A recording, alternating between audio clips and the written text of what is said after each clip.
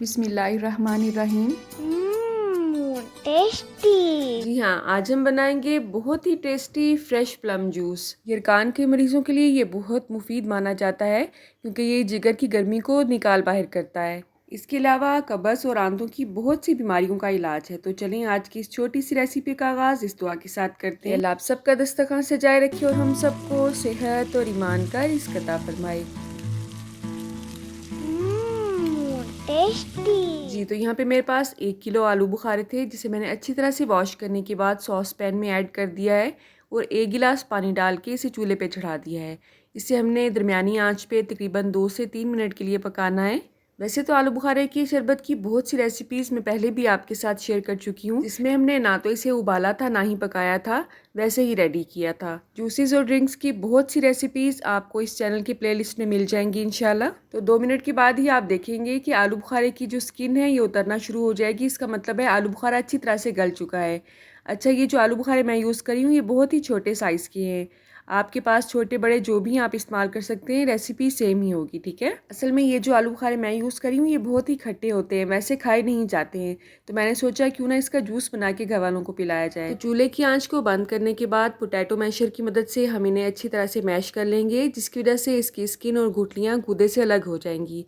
अब इसे हम अच्छी तरह से छान लेंगे जिसकी वजह से इसकी स्किन और गुठलियाँ आराम से अलग हो जाएंगी। आप देख सकते हैं इसमें कोई भी हमने आर्टिफिशियल एसेंस फ्लेवर ऐड नहीं किया है। इसकी खुशबू इंतहाई अच्छी आ रही है और इसका कलर तो आप चेक कर ही सकते हैं। ये देखने में तो अच्छा लगता ही है, पीने में इंतहाई टेस्टी होता है अल्हम्दुलिल्लाह। तो गुठलियों पे छिलकों पे जो भी थोड़ा सा पल्प लगा रह गया है उस पर थोड़ा सा पानी ऐड करके इसे खंगालते जाएंगे और अच्छी तरह से इन्हें साफ़ कर लेंगे ताकि थोड़ा सा गूदा भी हमारा ज़ाया ना होने पाए। आप चाहें अगर आप वेट कॉन्शियस हैं तो आप इसे वैसे भी यूज़ कर सकते हैं। जस्ट पानी मिक्स करें, नमक ऐड करें और आपका जो जूस है वो रेडी है। लेकिन अगर आप वेट कॉन्शियस नहीं हैं और इसमें शुगर ऐड करना चाहते हैं तो उबालते हुए भी इसमें चीनी ऐड कर सकते हैं, लेकिन आप इसमें बाद में भी चीनी ऐड कर सकते हैं। ये स्किन के लिए बहुत ही अच्छा होता है और स्किन को लाइट टोन करने में बहुत अहम किरदार अदा करता है।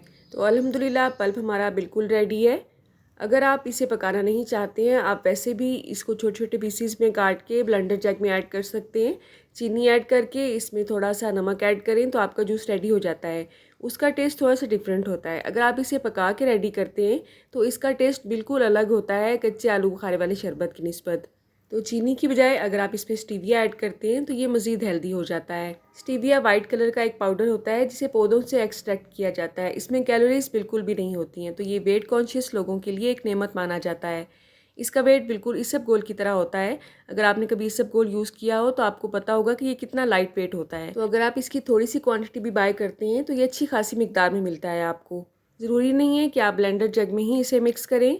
चीनी या स्टीविया जो भी आपने इसमें ऐड करना है आप इसे वैसे भी चम्मच के साथ मिक्स कर सकते हैं। मैंने जस्ट इसमें एक मज़ीद स्मूथ टेक्सचर लाने के लिए इसे ब्लेंड किया है और थोड़ी सी मुझे जल्दी भी थी वीडियो कंप्लीट करने की, इसलिए मैंने इसे जल्दी से ब्लेंडर जग में ही मिक्स किया है।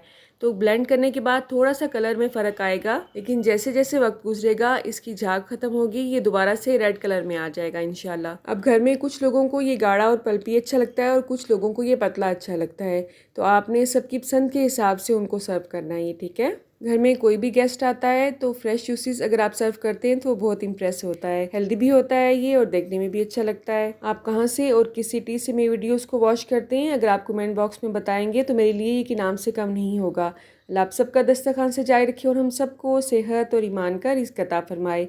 अल्लाह हम सब के रिस्क में कसरत से ज़्यादा बरकत और आसानी अता फरमाए। रुके रुके सुने, जाने से पहले वीडियो को लाइक कर दें, अच्छी लगी तो शेयर कर दें और सब्सक्राइब करने के बाद बेल का आइकन भी ज़रूर प्रेस करें। जज़ाकल्लाह। मेरी नेक्स्ट वीडियो तक अल्लाह हाफ़िज़।